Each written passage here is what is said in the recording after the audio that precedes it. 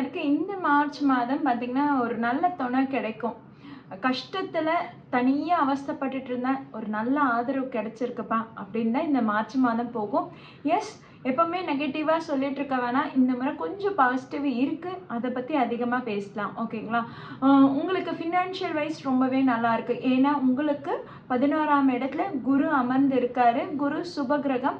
அதனால் உங்களுக்கு ஒரு நல்ல வருமானத்தை ஏற்படுத்தி கொடுப்பாரு. அப்போ வேலையில் என்ன பிரச்சனை இருந்தாலும் சரி, உங்களுக்கு வேலை போகிறதுக்கு இந்த மாதம் அவ்வளோவா இருக்காது. ஏன்னா உங்களுக்கு 8ஆம் இடத்துல சனி மட்டும் இல்லைங்க, மார்ச் 2ஆம் தேதியே சுக்கிரனும் இணைவு பெறாரு. சனி எவ்வளவு கஷ்டம் எவ்வளோ தொல்லை கொடுத்துருந்தாலுமே சரி, அந்த இடத்துல சுக்கிரன் உங்களுக்கு பலமாக இருந்து சப்போர்ட் பண்ணுறாரு. சுக்கிரன் உச்சமாக இருக்கிறதுனால சுக்கிரனோட பவர் தான் அதிகமாகுது. அந்த இடத்துல சனியோட பலன்றது குறைய தான் செய்யுது.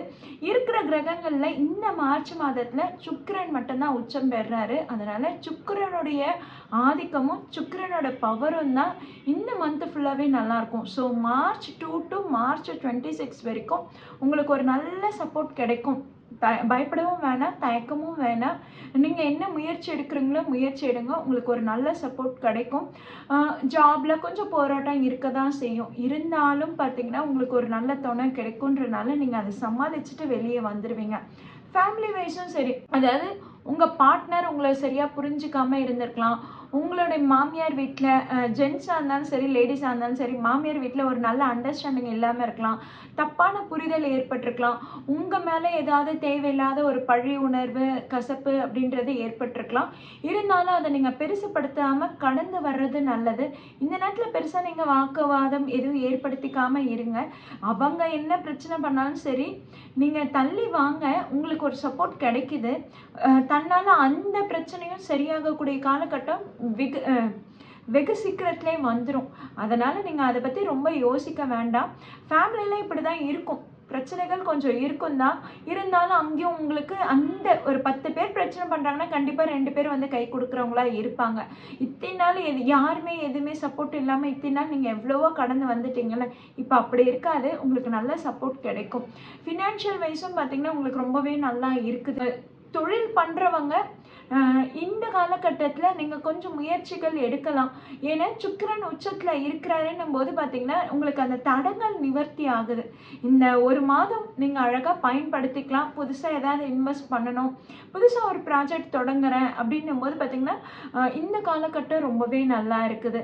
அடுத்ததாக பார்த்தீங்கன்னா புதனும் செவ்வாய் ராகு உங்களுக்கு 7ஆம் இடத்துல இருக்கிறாருன்னும் போது நீங்கள் உங்களுடைய பார்ட்னர்ஷிப் கிட்ட எந்த வாக்குவாதமும் வச்சுக்காதீங்க.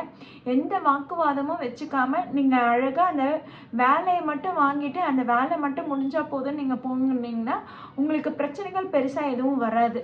நீங்களே அமைதியாக போகிறீங்களா அப்படின்னு சொல்லிட்டு அவங்களும் அந்த அமைதியை மெயின்டைன் பண்ண ஆரம்பிச்சிடுவாங்க. அதனால் நீங்கள் எதுவும் பெருசாக பேசிக்கிறதோ பெருசாக டீல் பண்ணிக்கிறதுன்றது எதுவும் செஞ்சுக்க வேண்டாம்.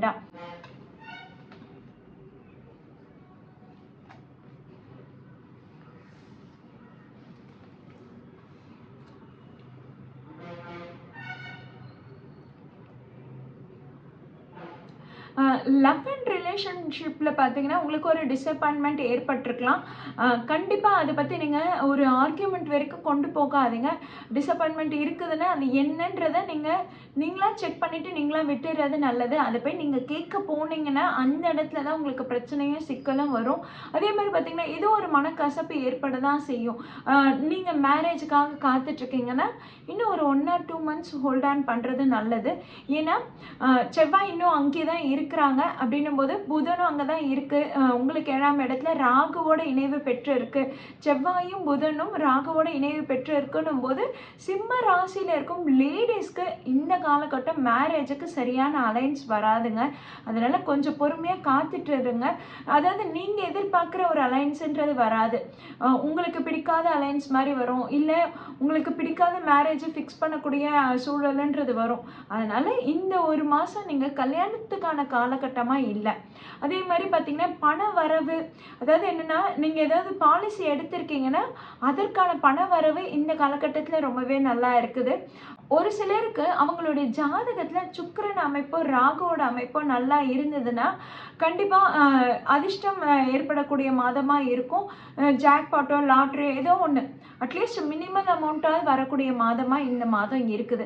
அப்போ அவங்க பிறப்பு ஜாதகத்துல சுக்கிரனும், ராகுவும் நல்ல நட்சத்திர சாரம் பெற்று நல்ல நிலையில இருக்குன்னா, கண்டிப்பா உங்களுக்கு பண வரவு ரொம்பவே நல்லா இருக்குங்க. திடீர் அதிர்ஷ்டம் ஏற்படக்கூடிய வாய்ப்புகள் இருக்கும்.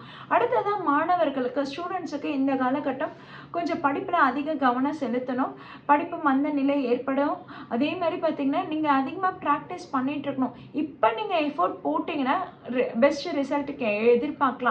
அதாவது நீங்க வந்து 200% நீங்க எஃபோர்ட் போடுறீங்கன்னா, அப்போ உங்களுக்கு 70 to 80% ரிசல்ட் எதிர்பார்க்கலாம். அஷ்டம சனி காலத்துல இதுவே உங்களுக்கு பெரிய விஷயங்க. அதனால நீங்க நல்ல படிப்புல எஃபோர்ட் போடுங்க. நல்ல மார்க்ஸ் ஸ்கோர் பண்ணுவீங்க.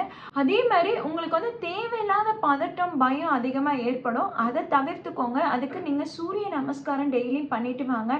ஒரு பக்கத்துல ஒரு தீபத்தை ஏத்தி வச்சுட்டு ஒரு 10 நிமிஷம் உட்காந்துக்கோங்க. 10 நிமிஷம் கண்ணை மூடி உட்காருங்க. அது வந்து உங்களுக்கு வந்து மன பதட்டத்தை போக்கும், மன பயத்தை போக்கும். அதனால சிம்ம ராசியினர் வந்து எப்பவுமே ஒரு மன பயம் ஏற்படுதுன்னா பக்கத்துல ஏதோ ஒரு விளக்கு ஏற்றி வச்சுக்கோங்க.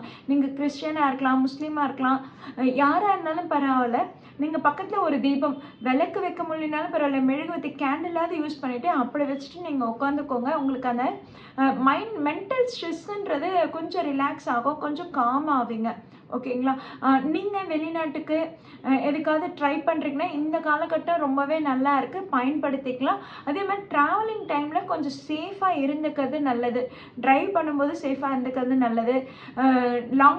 Long time travel, long distance டிராவல்னாலும் சரி, கொஞ்சம் சேஃபா இருந்துக்கிறது நல்லது. அதுல ஏதாவது உங்களுக்கு அசௌகரியங்களோ, உங்களுக்கு ஹெல்த் இஷ்யூஸோ வர்றதுக்கு வாய்ப்புகள் இருக்கு. அதனால அதுல சேஃபா இருந்துக்கோங்க.